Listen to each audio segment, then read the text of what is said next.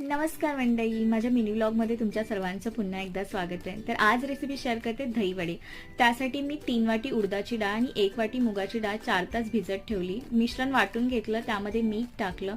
त्यानंतर वडे सोडताना हात थोडेसे ओलसर करायचे. तेल छान गरम झालं की वडे एक एक करून सोडून घेतले आणि मस्त गोल्डन आणि क्रिस्पी होईपर्यंत फ्राय करून घ्यायचे.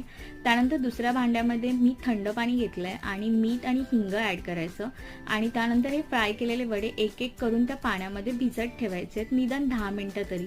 10 मिनिटं छान भिजल्यानंतर त्यातलं पाणी काढून घ्यायचं छानपैकी आणि ज्या बाउलमध्ये मला सर्व करायचे त्यामध्ये मी एक एक वडे हे काढून घेते. त्यानंतर ह्या वड्यांवरती मी दही सोडते, ज्यामध्ये मी साखर मिक्स केली आणि दही सोडून झाल्यानंतर त्यावरती गोड चटणी आणि तिखट चटणी, या दोन्ही चटणीची रेसिपी मी नेक्स्ट मिनी ब्लॉगमध्ये शेअर करते.